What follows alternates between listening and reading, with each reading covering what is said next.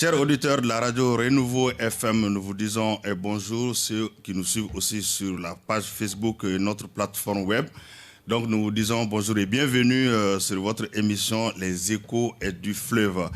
Mesdames et messieurs, chers auditeurs, on le dit encore bonjour et bienvenue, votre émission Les Échos et du Fleuve, qui est aujourd'hui à son 4e numéro, comme vous le savez, votre radio Renouveau FM en partenariat avec l'OMVS, pour vous présenter chaque samedi de 11h à midi, comme l'annonce le dit. Votre émission Les Échos du Fleuve, il s'agit d'une série d'émissions thématiques portant sur les enjeux et les modalités de la gestion du fleuve Sénégal. Un cours d'eau partagé entre la Guinée, le Mali, la Mauritanie et le Sénégal, un fleuve très important pour ces différents pays-là. Donc le 4e numéro de votre émission Les Échos du Fleuve sera axé sur le projet de navigation sur le fleuve Sénégal de Saint-Louis du Sénégal à Ambédébi au Mali, soit une distance de 905 km. Quel est l'état de l'évolution de ce projet? Quelles sont les différentes composantes et quelles sont les opportunités socio-économiques pour les populations riveraines du bassin du fleuve Sénégal? Donc, pour répondre à ces différentes questions, nous avons le plaisir et l'honneur de recevoir sur ce plateau Monsieur Amadou Diallo, directeur général de la Société de gestion et d'exploitation de la navigation sur le fleuve Sénégal, Sogenav. Monsieur Diallo, bonjour. Bonjour, Monsieur Dambélé. Bonjour et bienvenue. Merci beaucoup. Merci beaucoup. Il y aura aussi Madame El Wangari Maïmouna Aïdra, PDG de la compagnie nationale de navigation Comanav. Bonjour, Madame.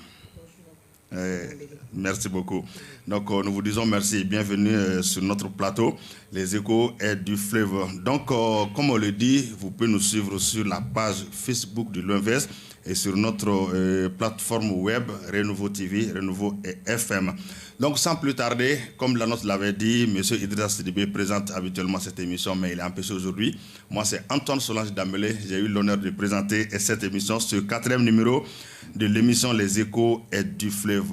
Pour rappel aussi, on va rappeler le thème de ce samedi, les projets de navigation sur le fleuve Sénégal, entre désenclavement des terroirs, rapprochement des populations riveraines et développement socio-économique de nos États.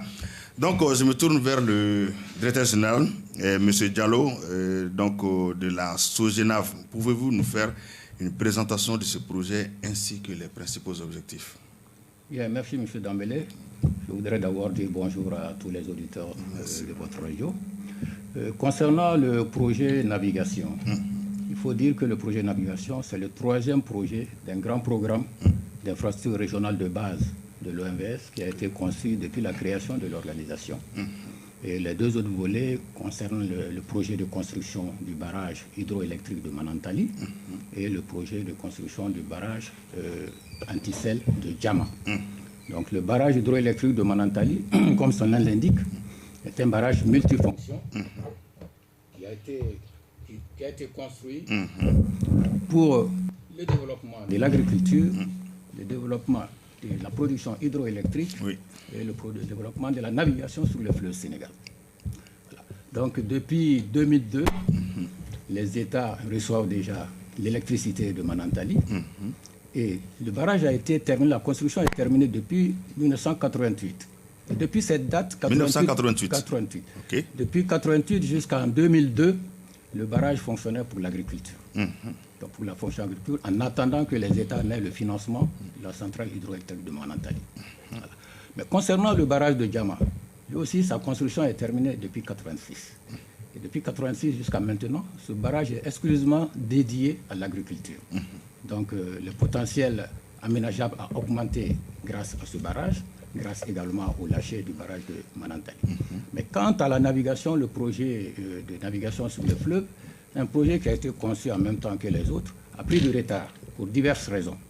Donc l'objectif, quel est l'objectif de ce projet en fait? Les anciens le savent, le fleuve Niger, sur le fleuve Sénégal, je vais dire, il y avait la navigation.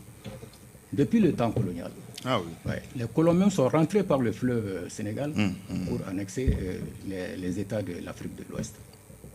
Voilà. Donc, l'objectif de ce projet de navigation, c'est de restaurer cette navigation sur le fleuve Sénégal et la rendre pérenne, c'est-à-dire permanente toute l'année de janvier jusqu'en décembre. Voilà. Et faire la navigation fluvio-maritime et joindre cette navigation avec les ports maritimes. Voilà. Donc, c'est ça, en la modernisant. Et ceci se fera à travers la construction d'infrastructures. D'infrastructures sur un tronçon de 905 km. entre Saint-Louis au Sénégal et Amidédi au Mali. Alors, quelles sont les infrastructures qui doivent être construites? Donc, pour cela, pour rendre pérenne la navigation sur le fleuve, il faut draguer le fleuve. Et il y a un chenal navigable qui doit être aménagé. Bon, pour nos auditeurs, draguer le fleuve, qu'est-ce que ça veut dire? Draguer le fleuve, c'est-à-dire dans le fleuve, il y a des seuils. Il y a des seuils sablonneux, des bancs de sable et des bancs rocheux. Et il faut les enlever. C'est ça, draguer les bancs de sable. Et lorsqu'il y a les roches, on dit on dérocte. C'est le déroctage. Voilà. Donc, pour que la navigation puisse se faire toute l'année, parce qu'en période de basse eau, le niveau d'eau baisse et les bateaux ne peuvent pas circuler. Donc, il faut draguer le fleuve, avoir une profondeur minimale de 2,10 mètres. Donc, ceci permettra aux bateaux avec un enfoncement de 1,60 m de naviguer même en période de basse eau, janvier, février, mars, avril, par exemple. Voilà. Et avoir une largeur du chenal de 35 mètres. Ça, c'est les caractéristiques techniques pour faire la navigation pérenne sur le fleuve Sénégal. Okay. Voilà. Donc, monsieur le directeur, toujours l'année passée, on vous a vu effectuer un test de navigation sur le fleuve. Est-ce que vous pouvez revenir sur cet événement-là? Voilà. Donc, pour la mise en œuvre du projet navigation, comme vous savez, il y a plusieurs composantes. Et les États devraient chercher le financement de ces composantes. En fait, l'OMVS ne s'endette pas pour réaliser les grands projets de cette envergure. C'est les États qui s'endettent et rétrocèdent le financement aux sociétés techniques. Okay. Donc, en cette matière, la navigation, c'est à la SOGENAV. Voilà. Donc, puisque le financement, la mobilisation du financement prenait du temps, donc, il a été décidé de phaser un peu le projet. Donc, il y a la première phase qui est la navigation saisonnière, c'est-à-dire la navigation à l'état naturel du fleuve, avec quelques aménagements sommaires, le balisage du chenal. Ensuite, il y a la deuxième phase qui est appelle la phase transitoire, qui est le plus important, ou la phase d'investissement prioritaire, où il y a toutes les composantes que je vais détailler après. Ensuite, il y a la troisième phase qui est la phase cible, le transport minéralier. Voilà. Donc maintenant, puisque la première phase, qui est la phase de navigation saisonnière, l'OMVS, particulièrement la SOGENAV, a réalisé beaucoup d'activités pour que cette phase-là soit opérationnelle. Et exactement, le cadre juridique a été élaboré par la SOGENAV. Il y a un code international de la navigation qui a été élaboré. Le cadre institutionnel également a été mis en place par les États membres de l'OMVS. Oui. C'est la SOGENAV qui a été créée. Voilà. Donc, également, la bathymétrie du fleuve a été faite. Et des instruments nautiques ont été élaborés. Qu'est-ce que ça signifie cela? Et c'est la topographie du fleuve qui a été élaborée, mise dans un document qui permet de faire la navigation sécurisée. Donc tous ces outils étant sur place, donc, la SOGENAV a jugé nécessaire d'informer les usagers potentiels du fleuve pour venir commencer à naviguer sur le fleuve. C'est pourquoi, pour faire une démonstration physique, nous avons pris un bateau de 610 tonnes. 610 tonnes de Saint-Louis jusqu'à Amidédi au mois de septembre pour montrer aux usagers, c'est-à-dire c'est les chargeurs, c'est les compagnies de transport, c'est les opérateurs économiques qui peuvent transporter les marchandises sur le fleuve, de voir que la navigation est bien possible sur le fleuve. Le voyage a été effectué sans problème. Le voyage a été effectué sans problème. Et arrivé à Amidédi, le gouverneur a organisé une grande cérémonie et on a lancé officiellement la navigation saisonnière sur le fleuve Sénégal. Ok, merci M. Diallo. Je vais vous revenir bientôt. Madame El Wangari, Madame, vous êtes la PDG de la Comanav. Donc, un tel projet, c'est un projet vraiment colossal. Quelles peuvent être les retombées économiques pour le pays, pour les populations riveraines d'un tel projet? Merci beaucoup de nous avoir donné l'opportunité de parler de navigation. La compagnie malienne de navigation, son objectif principal, c'est le désenclavement intérieur et extérieur par la voie fluviale. Donc, si on parle de voie fluviale, les fleuves qu'on a, c'est les fleuves qui sont à l'international. Le fleuve Sénégal étant un fleuve qui traverse les 4 pays, mais la navigation elle est possible sur les 3 autres pays, le Sénégal, le Mali et la Mauritanie. Donc, pour la compagnie malienne de navigation, c'est un grand projet et c'est une relance parce que l'activité de navigation existait déjà. La compagnie malienne de navigation existait à Caille. On faisait la navigation saisonnière, comme monsieur le directeur vient de le dire. Donc, c'est une activité qui permettra le désenclavement de nos différentes zones et l'écoulement des produits de première nécessité. Parce que généralement, si vous voyez les villes qui sont traversées par les fleuves, sont des petites villes, mais qui n'ont pas assez d'accès par la voie routière. Donc, le transport fluvial est le moyen qui permettra à ces riverains de faire écouler les produits. Donc, économiquement, c'est rentable pour ces sociétés. Donc, nous, en tant que compagnie, c'est une rentabilité qui est là, certes, mais c'est notre rôle de désenclavement qui est beaucoup plus accentué. Parce que désenclavement à travers les voies fluviales, c'est faire drainer beaucoup de marchandises en un moment. Comme le directeur vient de le dire tout à l'heure, et en seul, les barges motorisées peuvent drainer des milliers de tonnes. Et nous avons l'expérience sur le fleuve Niger, et nous pouvons drainer plus de 1200 tonnes en un seul voyage, parce que c'est un transport de masse. Et le transport de masse est rentable pour les chargeurs. Le transport de masse, c'est quoi? C'est comme sur la voie ferrée. Donc, et ça va faire de sorte que l'entretien des routes elle-même va beaucoup diminuer. Parce que l'entretien du chenal, elle est périodique, elle n'est pas autant chère que l'entretien des routes. Parce que ça va diversifier les voies de... Oui, tout à fait. Et aussi, il faut comprendre que par rapport à l'émission de gaz à effet de serre, le transport fluvial est le moins polluant.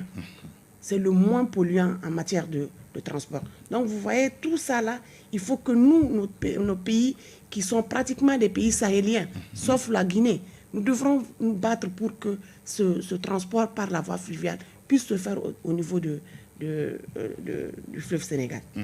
Donc, Madame la directrice, Madame la PDG, donc, en voyant les différents fleuves qui traversent notre pays, et donc, vous voyez qu'il y a beaucoup d'obstacles aussi. Aujourd'hui, avec la Comanav, aujourd'hui, quel est le potentiel malien aujourd'hui en matière de navigation fluviale?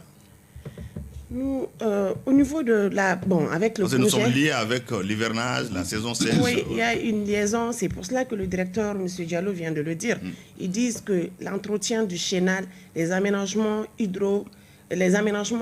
pour l'entretien du chenal nous permettra de faire une navigation pérenne.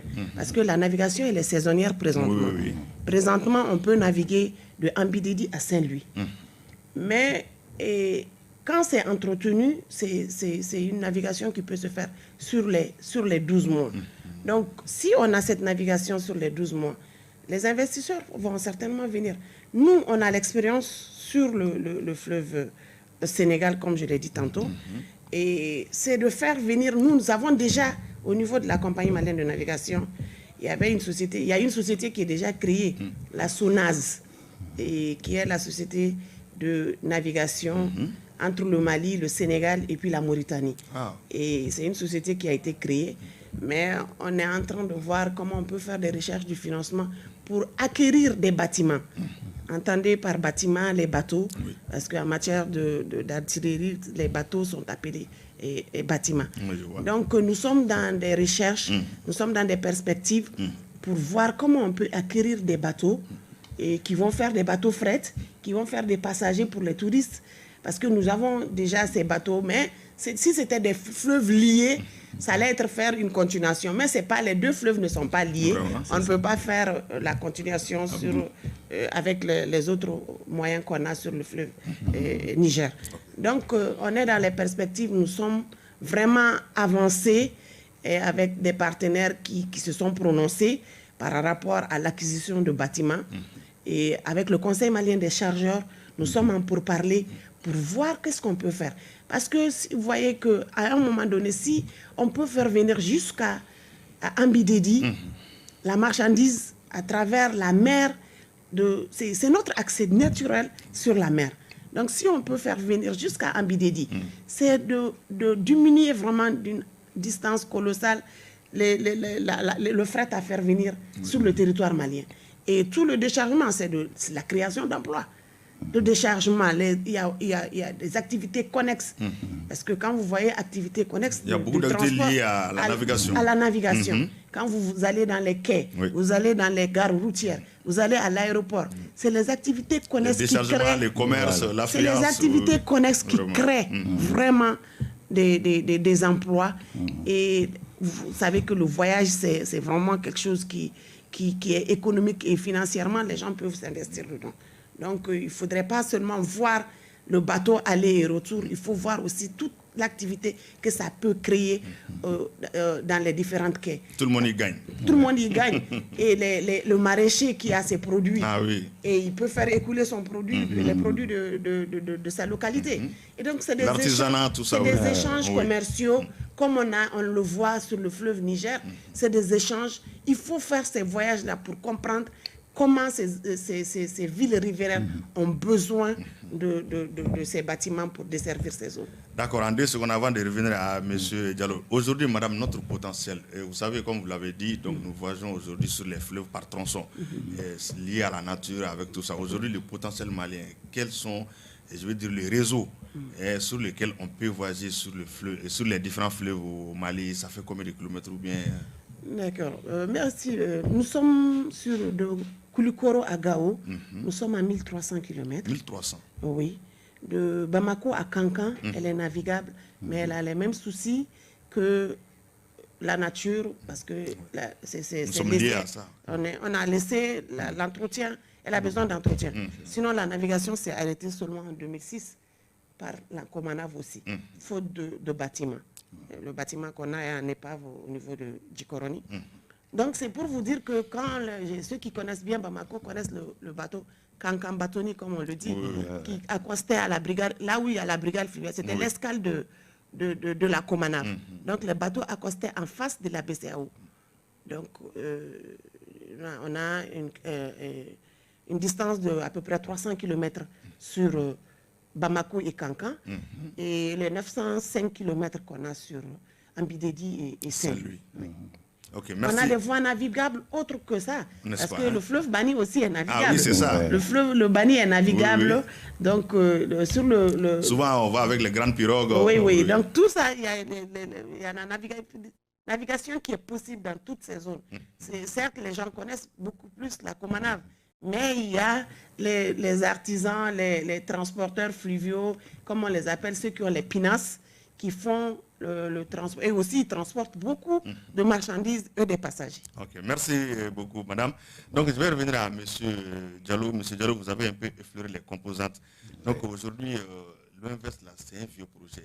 Depuis l'école, je crois, au second cycle. Et il y a ça dans les leçons de géographie, c'est un vieux projet. Il y a beaucoup d'années.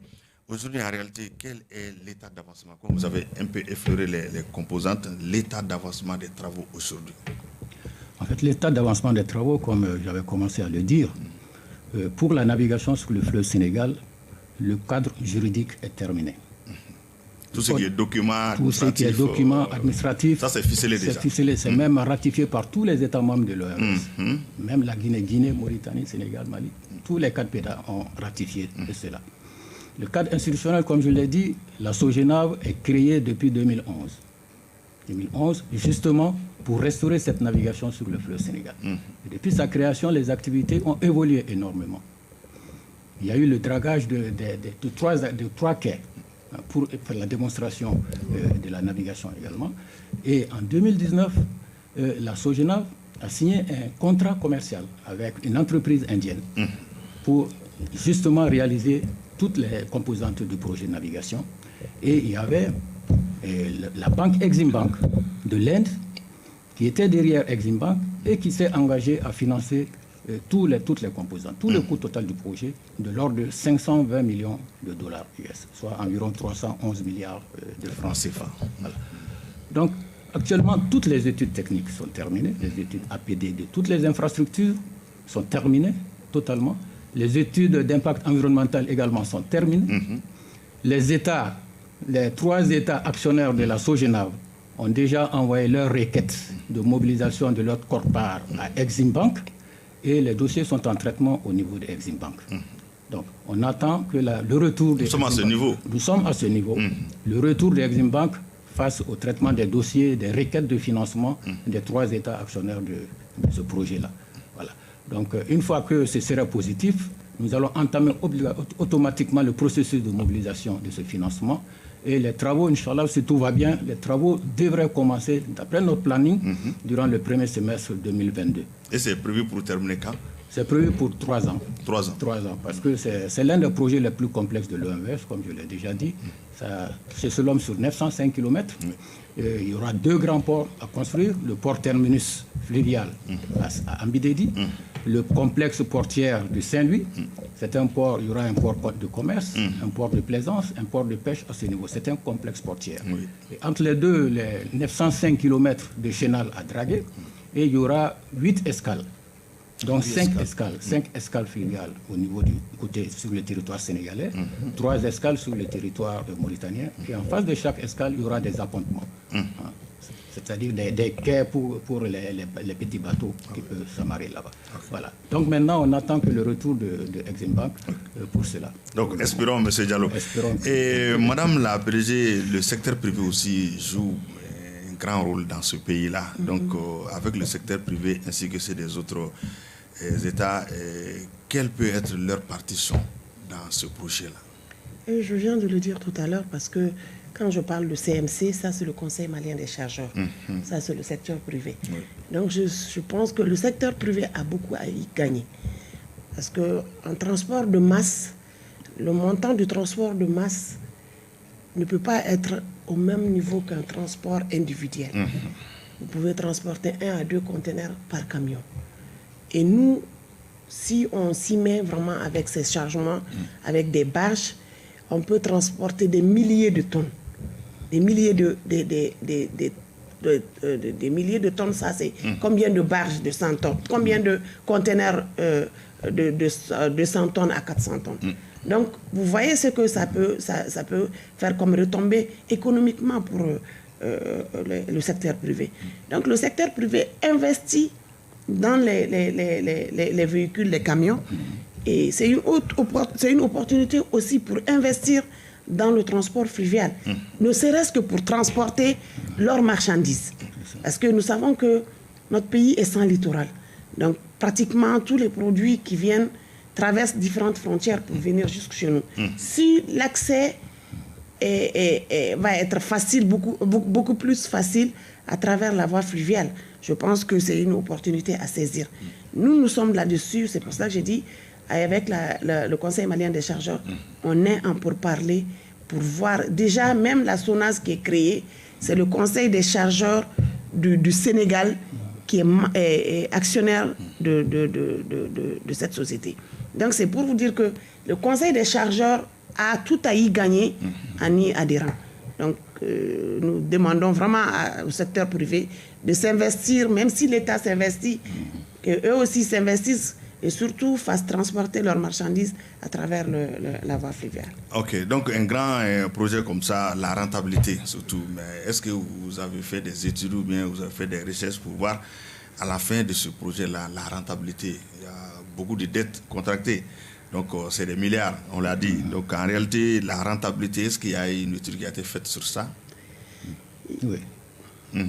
Madame ou monsieur? Je pourrais peut-être répondre à cela. D'accord, bon, avant de revenir à vous, voilà, j'ai une autre question pour madame. Voilà, madame la PDG, avec aussi un grand projet comme ça, le secteur privé, on l'a dit, mais avec la commande, est-ce que des sociétés peuvent, il y a des gens qui peuvent créer des sociétés de navigation qui sont privées, mais travailler en symbiose ensemble, est-ce que ça existe? Bon, ça n'existe pas pour le moment, mais c'est vraiment ça l'objectif. Pour que, comme il l'a dit, c'est de faire venir les opérateurs économiques dans le secteur. Les gens ont des bennes, ils ont des sotramas, mais est-ce que les privés peuvent se lancer aussi dans les bateaux? Tout à fait. Tout à fait, mais ce que nous, bon, en tant que société d'État, parce que c'est une société d'État 100% étatique, l'État a cette vocation de désenclaver. Et c'est pour cela que j'ai dit le désenclavement intérieur et extérieur du pays à travers la voie fluviale. Donc l'État s'investit, mais ça n'empêche pas l'investissement de l'État peut être la batterie de gros bâtiments, parce que le désenclavement par la voie fluviale, c'est comme si les bâtiments qui sont mis à disposition de la Comanaf, c'est la route qu'on a mis à disposition. C'est leur chemin pour faire la navigation. Par contre, et les entreprises privées peuvent y venir parce que peut-être ils peuvent faire des voyages de tourisme, de plaisir, de plaisance. Donc, il faut vraiment que nous, quand même, on est dans ces perspectives, on a un business plan par rapport à tout cela. Pour l'acquisition de bâtiments, on a fait notre business plan et on peut le remettre à qui Les conditions sont-elles faciles? Les conditions, c'est les conditions d'une société. Souvent, les papiers administratifs, très généralement, on dit qu'il y a la lourdeur, il y a beaucoup de choses. Est-ce qu'il y a une facilité, une incitation? Il y a une facilité pour le secteur privé au Mali. On incite très souvent, parce que même récemment, il y a des projets qui sont en cours pour le renouvellement des parcs, le renouvellement. Il y a beaucoup de projets qui sont là pour faire venir les investisseurs maliens plutôt, à investir dans du nouveau et des conditions de prêt, les conditions. Les conditions sont quand même réunies au niveau du ministère des Investissements, au niveau du ministère des Transports, pour que ceux qui veulent venir dans ces activités puissent vraiment y voir beaucoup mieux. Parce que dans d'autres pays, on voit des petits bateaux, beaucoup de sociétés. Voilà. Donc, s'il y a une installation déjà, je crois que c'est une bonne chose. Et je crois que nos différentes émissions vont pouvoir encourager les gens à y venir. Merci, madame. Donc, je me tourne vers M. Diallo. Et on parlait de rentabilité. Un grand projet comme ça, la rentabilité. Est-ce qu'il y a une étude là-dessus? Il y a beaucoup d'études. Il y a eu beaucoup d'études sur la rentabilité du projet navigation. Et toutes les études convergent vers une rentabilité positive. Je vais vous donner des chiffres tout à l'heure. En fait, tout juste avant la mise en place de la SOGENAV, il y a une étude organisationnelle qui a été faite. C'était la dernière étude. Et cette étude, c'est basée sur la demande de transport. Le taux de rentabilité interne qui s'est dégagé, c'était de 20%. Et là, il y a deux aspects qu'il faut savoir. Donc, pour le service navigation, il y a le barrage de Manantali qui a été dimensionné pour fournir une quantité d'eau pour la navigation. Donc, dans le coût du barrage de Manantali, il y a le service de la navigation qui est inclus. Dans le barrage de Djama également, il y a l'écluse qui est là. Et la navigation joue sur l'écluse pour équilibrer les niveaux et faire passer les bateaux. Là également, dans le coût du barrage de Djama, le service de la navigation a été pris en compte. Donc, si on tient compte de ces parts de la navigation dans ces deux projets, le taux de rentabilité peut baisser, ça vient à 12%. Et là, les financiers le savent, ça c'est un taux très, très appréciable, c'est vraiment positif. Également, cette étude a montré que la demande de transport est énorme. Ne serait-ce que le transport local, d'Ambidédi jusqu'à Saint-Louis seulement. C'est-à-dire les céréales qui viennent du delta, il y a environ 370 000 hectares aménageables. Donc, dans ce delta-là, il y a beaucoup d'aménagements hydro-agricoles qui sont là. Donc, du delta jusqu'en amont, jusqu'à Ambidédi, le potentiel, en 2020, normalement, si le projet avait démarré, aurait été de 100 millions de tonnes. Uniquement entre les villes riveraines. 100 millions de tonnes. Voilà. Mais si on devrait faire le fluvio-maritime, c'est-à-dire Ambidédi jusqu'au port de Dakar, Ambidédi jusqu'au port de Nouakchott, et vice-versa. Donc, la demande en transport aurait été de 500 millions de tonnes. 500 millions de tonnes. En 2020. Voilà. Et là, si le projet avait été réalisé de 2012 à 2015, parce que, comme je vous ai dit, la SOGENAV a été créée en 2011, aussitôt, les travaux devraient commencer en 2012 et finir 3 ans plus tard en 2015. Donc, s'il y avait le projet était réalisé, on aurait eu ces demandes de transport. Parce qu'en Afrique, qu'est-ce qui se passe? C'est les infrastructures qui créent les besoins aussi. Oui, ça c'est sûr. Ça c'est sûr. Voilà. Donc là, on allait avoir vraiment un développement fulgurant. Ça, c'est vraiment les chiffres de taux financiers, pour ce qui est des avantages au niveau des États. Tous les États, les 3 États actionnaires, tirent le maximum de profit. Voilà. À tort, on dit que c'est un projet malien, mais en fait, c'est un projet pour tous les États membres de l'OMVS. En fait, le projet, qu'est-ce qu'il va faire d'abord? Il va commencer par désenclaver les villes riveraines. Et qui dit désenclavement des villes riveraines dit diminution des frais de transport. Parce qu'il faut reconnaître que la navigation, c'est le moyen de transport le moins cher comparé par rapport à d'autres. Oui. La route, il est 50% moins cher que la route. 40% moins cher que le ferroviaire. Voilà. C'est-à-dire, si tu as un produit qui doit être transporté par la route à 100 000 francs CFA, avec la navigation, tu ne paieras que 50 000 francs CFA. Avec le chemin de fer, si c'est 100 000 francs, avec la navigation, disons le chemin de fer, si c'est 100 000 francs, la navigation, tu paieras 60 000 francs. Voilà. Donc 40% de baisse. Donc ça, c'est très important et ça va se répercuter sur les marchandises. Oui. Donc ce qui va commencer à augmenter le pouvoir d'achat des populations et amener le développement au niveau de ces États. Donc ça, c'est le désenclavement des villes riveraines. Il y a le désenclavement des secteurs de production. Secteur de production agricole, secteur de production minier, secteur de production touristique. Bon, agricole, il faut voir dans le bassin, quel est le potentiel aménageable en irrigation. C'est 375 000 hectares. 375 000 hectares. Et si on arrive à mettre en œuvre tous ces aménagements, avec les 2 barrages de Manantali, ça ferait des millions de tonnes de céréales à transporter, à acheminer. Ça, c'est uniquement la navigation, l'agriculture. Du point de vue minier, il faut reconnaître que dans le bassin du fleuve Sénégal, le fleuve Niger est encadré de gisements miniers. Du côté de la Mauritanie, il y a un gisement minier de Bhopal. Ça, c'est le phosphate. Et le potentiel, c'est de l'ordre de 2 milliards de tonnes. Actuellement, ils ont commencé à exploiter un projet sur 5% seulement de ce potentiel, 100 millions de tonnes. Du côté du Sénégal opposé, à Matam, il y a également du phosphate de 700 millions de tonnes qui peut être exploité. Et comme elle a dit, le transport de masse, c'est où? Ça, c'est la navigation. Et puisque ces mines sont à côté du fleuve, le meilleur moyen de transport, ça ne peut être que le fleuve. Pour acheminer cela. Voilà. Donc, du côté minier, ça, c'est uniquement le phosphate. Le fer, quel est le potentiel de fer dans le bassin? Le fer, c'est dans le bassin de la Falémé, entre le Mali et le Sénégal. Et ça fait, le potentiel fait 1,5 milliard de tonnes à transporter. Et une fois, je me souviens, nous avons été contactés par des privés qui voulaient exploiter ce fer au compte du Sénégal. Ils ont essayé, ils ont fait une étude pour acheminer ça par la route. C'était trop cher. Ils ont fait une étude pour construire un chemin de fer, ça leur revenait encore plus cher. Et ils se sont rabattus sur l'OMS pour essayer de voir comment collaborer et développer rapidement le projet de navigation. Donc c'est pour dire que le potentiel est là. Le potentiel est là. Et ça, c'est uniquement pour les mines également. Le point de vue touristique. Actuellement, il y a un seul bateau qui fait le tourisme, mais qui ne va pas loin. C'est le bateau Bou El Mougdad. Je ne sais pas si vous en avez parlé, vous avez entendu parler de cela. C'est lui qui prend les touristes à Saint-Louis et qui vient jusqu'à Podor. Donc, dans le bassin, il y a des sites touristiques. Il y a 2 parcs, le parc de Djouj au Sénégal, le parc de Djaoling en Mauritanie. Il y a l'île Morphil au Sénégal. Il y a les chutes de Felou, les chutes de Gouina. Il y a le fort de Médine, le fort de Bakel. Tout ça, c'est des potentiels touristiques qui peuvent être développés rapidement lorsque la navigation est mise en route. Voilà. Donc le potentiel est là et la rentabilité est immédiate.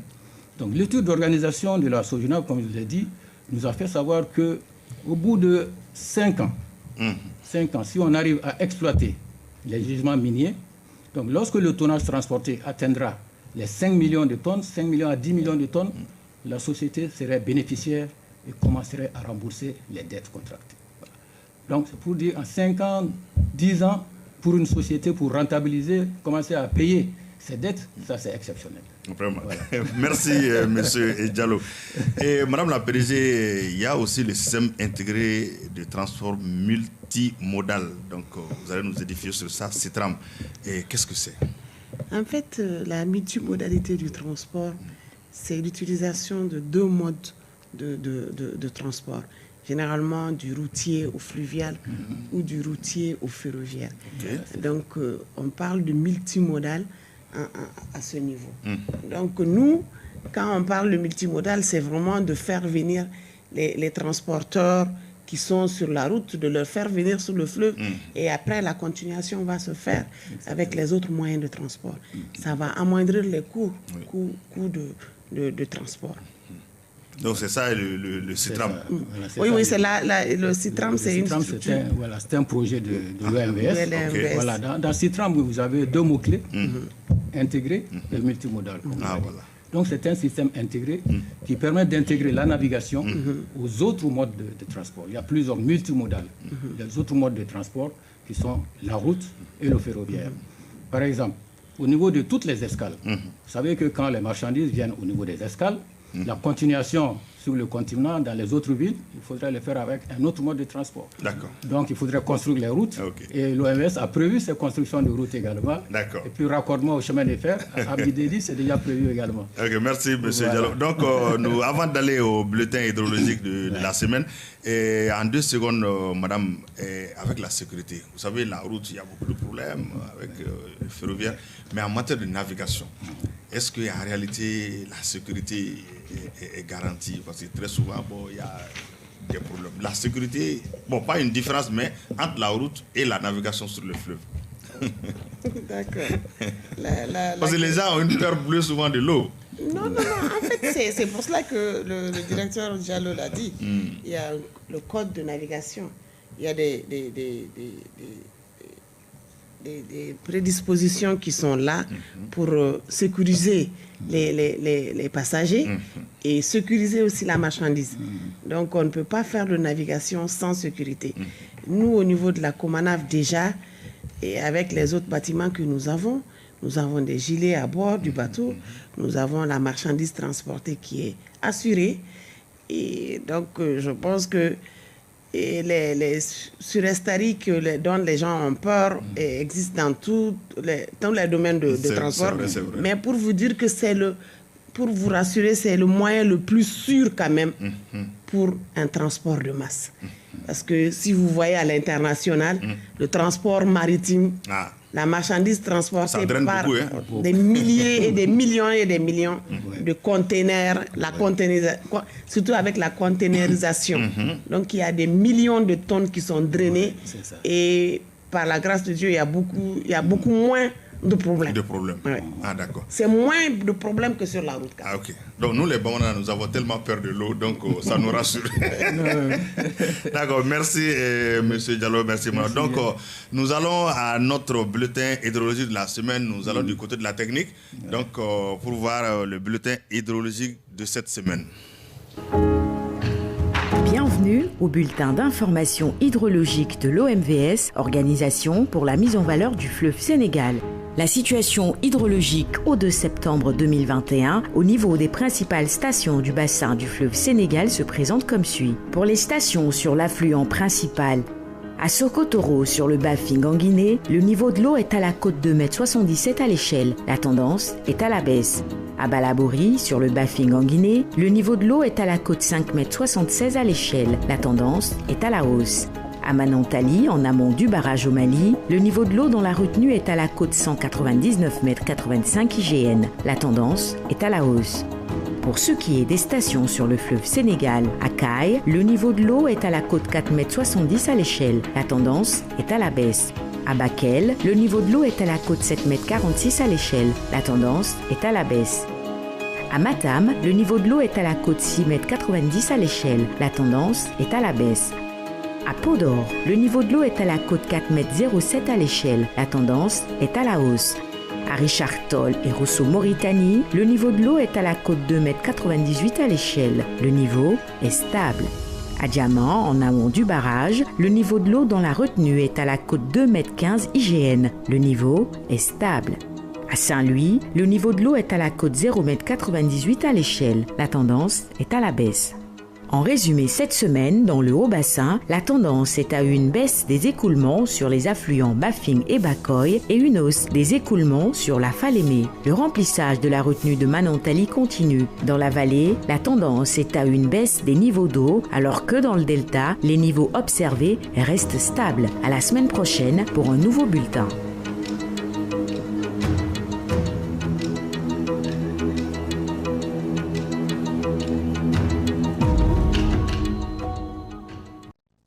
Merci bien. Donc, pour ce bulletin hydrologique de la semaine, je pense que les uns et les autres ont été édifiés. Donc, nous revenons dans le studio et maintenant, nous allons donner un petit espace à nos auditeurs pour appeler au numéro 20 80 08 08 pour donner leurs impressions. Et pour rappel, le thème de cette émission, 4e numéro, le projet de navigation sur le fleuve Sénégal entre désenclavement des terroirs, rapprochement des populations riveraines et développement socio-économique de nos États.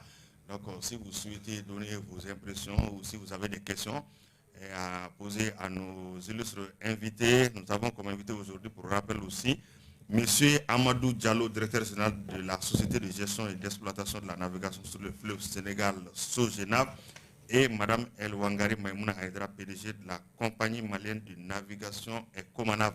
Donc, nous donnons la parole aux auditeurs qui veulent intervenir au 20 80 08 08.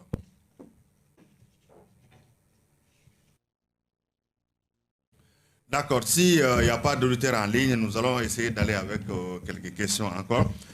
Monsieur Diallo, avec un tel projet, vraiment pour les 4 pays que nous avons cités, le Mali, le Sénégal, la Mauritanie et la Guinée. Donc, très souvent, les quotes-parts, si je peux m'exprimer ainsi, tu vas trouver qu'il y a un grand projet au Mali, mais est-ce que ce grand projet-là, la Guinée bénéficie ça à hauteur? Donc, il peut y avoir un projet en Mauritanie, est-ce que le Mali a gagné dans ça? Donc, comment se fait la répartition ou bien comment se fait la balance? C'est une question très très importante parce que l'organisation pour la mise en Donc, je crois qu'on a un auditeur. Allô? Allô, bonjour monsieur. Allô? Allô, bonjour. Oui, bonjour, ça va? Ça va, merci. Votre nom, s'il vous plaît? Moi, je voulais poser Monsieur Konaté. Non, monsieur Konaté, oui, allez-y avec la question. Oui, moi, je voulais demander le projet donc, concernant le fleuve Sénégal. À un moment, les autorités guinéennes n'avaient pas adhéré totalement donc, à ce projet OMVS. Ils se sont retirés. Bon, à l'état actuel donc, des choses, je ne sais pas ce qu'ils ont décidé donc, pour vraiment l'aménagement de ce fleuve-là. Donc, il s'agit tout simplement donc, des autorités guinéennes, quoi. Comme ils sont à la source, qui parlent d'aménagement d'un cours d'eau, ça part de la source jusqu'à l'embouchure. Et si ces gens-là n'adhèrent pas au projet, est-ce que ça pourra aboutir? Ok.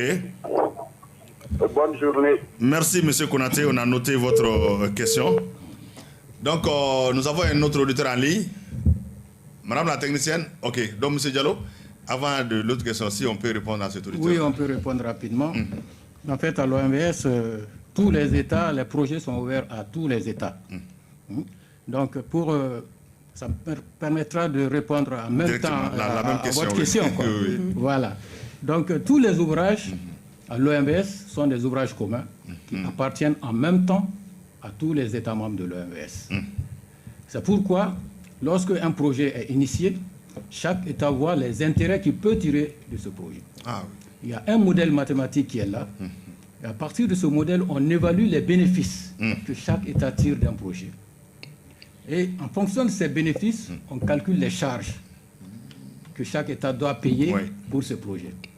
C'est pourquoi pour la navigation, vous allez voir que le Sénégal va payer plus que le Mali. Or, tout le monde dit que c'est le Mali, le projet est pour le Mali. Cela est dû à une chose. Parce que quand on établissait la clé de répartition des coûts et charges pour la navigation, l'électricité et l'irrigation, c'était 3 ouvrages, comme vous avez dit au départ, le barrage de Manantali, la construction du barrage de Manantali, le barrage de Diama et la navigation. Donc pour le barrage de Manantali, c'est l'irrigation et l'électricité. Donc pour l'irrigation, c'est le Sénégal qui profite le maximum. Parce que sur son territoire, il a environ 240 000 hectares qui pourraient être irrigués par les eaux de Manantali, les eaux lâchées par Manantali. Donc le Sénégal, bénéficiant plus, doit payer plus. Après, pour l'irrigation, c'est la Mauritanie. La Mauritanie a sur son territoire 120 000 hectares qui pourraient être aménagés par le barrage de Manantali. Donc la Mauritanie paye en deuxième position plus cher que le Mali, qui n'a que 15 000 hectares à cause de la géomorphologie du fleuve. On n'a que 15 000 hectares facilement irrigables. Donc ça, c'est uniquement pour l'irrigation. Pour l'électricité, donc au départ, c'était 2 États qui s'étaient engagés à financer l'électricité de la centrale. Le Mali et le Sénégal. La Mauritanie avait d'autres sources de production. Après, la Mauritanie est revenue, c'était les 3 États qui devraient financer la centrale hydroélectrique. Donc, on a estimé que le Mali tirait le maximum de profit, parce que le Mali n'est pas un pays côtier pour avoir des produits fossiles, le pétrole à bas coût. Donc, le Mali devait bénéficier de 52% du coût du projet. Donc, 52% du quota de l'énergie. Voilà. Donc, le Sénégal devrait avoir 33% du quota et la Mauritanie 15%. Donc, bénéficiant plus, le Mali paye plus pour l'énergie de Manantali. Dans le coût il y a un mode de calcul pour ça. Voilà, un mode de calcul. Donc, dans le coût du barrage de Manantali, le Mali doit payer plus en tenant compte de la clé sectorielle de l'énergie. Vient après le Sénégal et la Mauritanie. Bon, pour la navigation, on a dit que c'est le Mali qui paye plus. Parce qu'on dit que le Mali n'a pas de littoral. Donc, le Mali va bénéficier beaucoup plus, donc il y a plus. C'est pourquoi, si vous voyez le schéma de la structure de calcul, le Mali paye environ 79% du coût des services de la navigation. Voilà, et les autres pays se partagent le reste. Voilà, donc en intégrant ces 3 services, les charges et les bénéfices de ces 3 services dans un modèle, donc on sort une clé de répartition globale. Et cette clé de répartition est valable depuis 1986. 86. Qu'on cherche à moderniser maintenant. C'est à partir de cette clé qu'on a construit et le barrage de Manantali et le barrage de Diama, et on va construire les infrastructures de la navigation. Dans cette clé, le Sénégal a 42,1% du coût, il doit payer le coût. C'est pourquoi pour la navigation, le Sénégal paye plus. Donc dans cette clé, le Mali doit payer 35,3% du coût de produit. Et la Mauritanie, 22,6%. Donc c'est tellement bien organisé que les États se sont accommodés et c'est leur consensus qui ont permis de faire cela. Voilà. Donc si on gagne plus pour un projet, on paye plus. Voilà. Pour revenir à la question de l'auditeur, qui dit que si la Guinée ne fait pas partie, qu'est-ce que ça va se faire?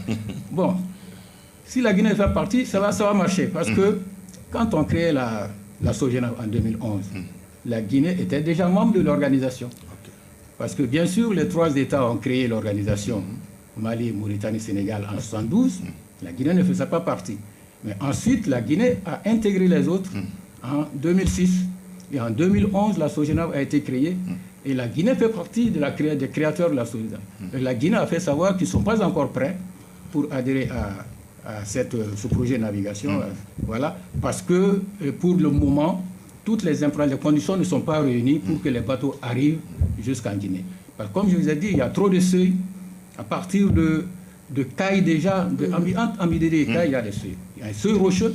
C'est pourquoi même, pour ceux que les anciens le savent, les bateaux, dans le projet initial, le port terminus fluvial était à Caille.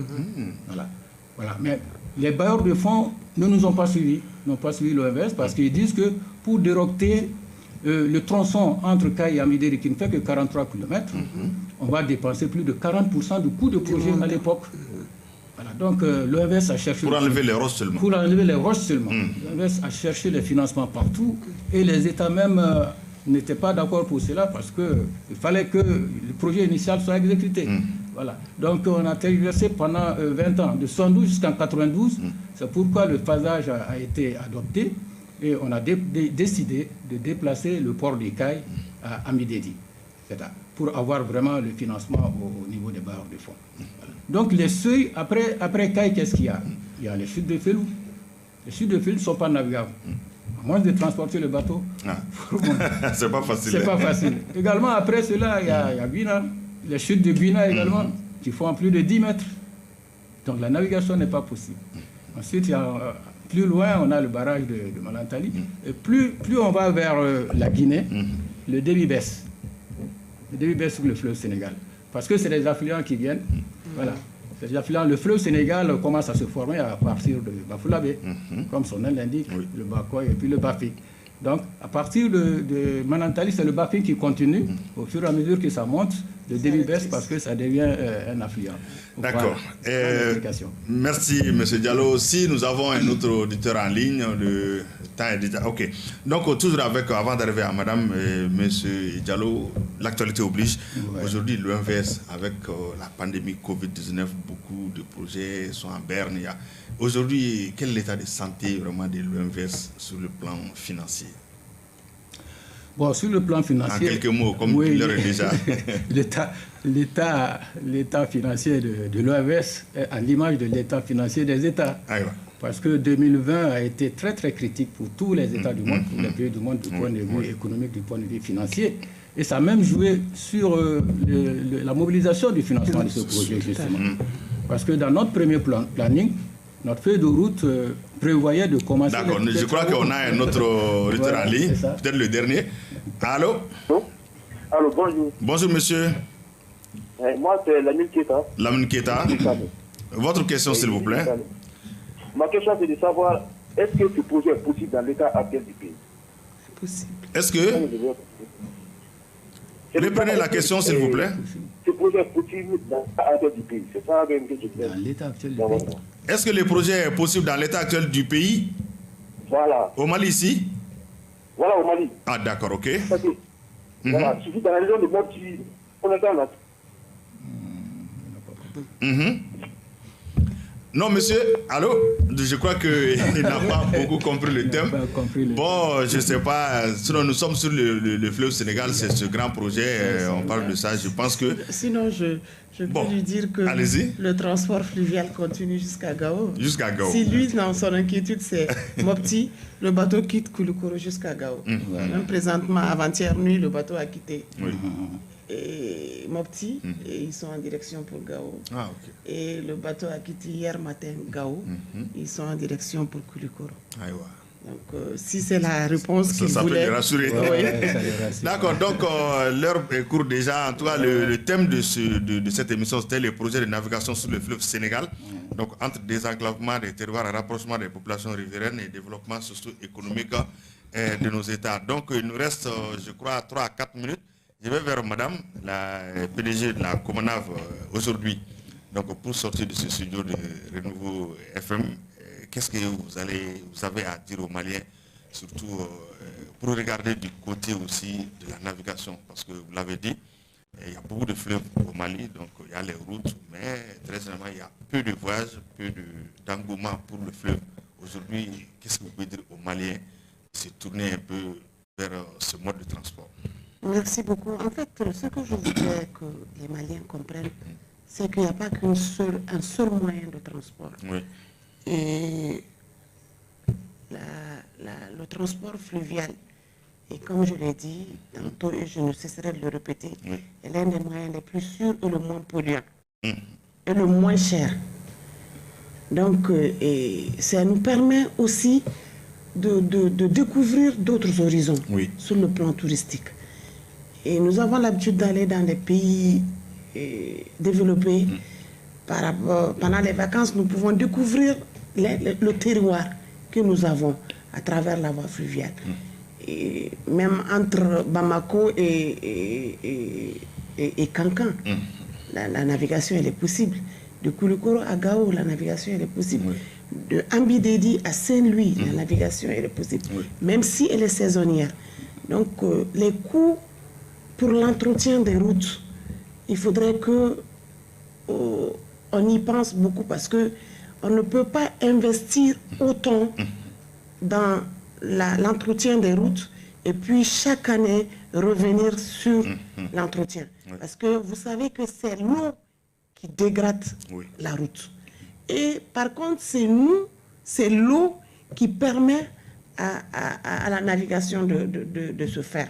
Donc, si toutefois on est beaucoup plus axé à la navigation, je pense qu'il y aura beaucoup moins de dégâts sur nos routes. Et les routes vont se faire pour seulement les transports de voyageurs et quelques marchandises. Et par contre, les transports de masse vont se développer vers la voie ferrée et la voie fluviale. D'accord. Merci, madame. Je pense que le message est passé. Monsieur Diallo, Donc, il nous reste quelques secondes. Vraiment, votre mot de fin pour ce 4e numéro. Oui, moi, je voulais... Juste quelques secondes. La technicienne me signale. Rapidement, je voudrais informer les usagers du fleuve, oui. les chargeurs, les transporteurs, les affaires, les hommes d'affaires, de venir commencer à naviguer sur le fleuve dès maintenant. D'accord. La navigation saisonnière est possible, comme sur le fleuve Niger. Oui. Et même les miniers de venir en partenariat avec la Sogenav pour essayer de mettre en œuvre le transport minéralier rapidement. Je pense que l'appel est entendu. Donc, mesdames et messieurs, nos chers auditeurs sur Renouveau FM, nos radios partenaires et sur plateforme web Renouveau TV, Renouveau FM et page Facebook OMVS. Donc, merci beaucoup. Merci, Madame la PDG de la Comanav. Comme pour le rappel, on était avec M. Amadou Diallo, directeur général de la Société de gestion et d'exploitation de la navigation sur le fleuve Sénégal, Sogenav, et Mme El Wangari Maïmouna Aïdara, PDG de la compagnie malienne de navigation et Comanav. Merci beaucoup, madame, merci, monsieur Diallo, donc d'avoir bien voulu répondre à notre invitation. Mesdames et messieurs, ici s'achève donc ce 4e numéro de votre émission Les Échos du Fleuve. Nous nous donnons rendez-vous samedi prochain, même heure, même fréquence, pour le 5e numéro qui traite là le thème de développement local de la lutte contre les effets du changement climatique, qui est aussi à l'ordre du jour. Merci d'avoir suivi notre émission. Nous remercions aussi tous nos techniciens, Bintou Napo, Mokhtar Kone et tous ceux qui nous ont aidés à réaliser cette émission. Merci et bonne journée.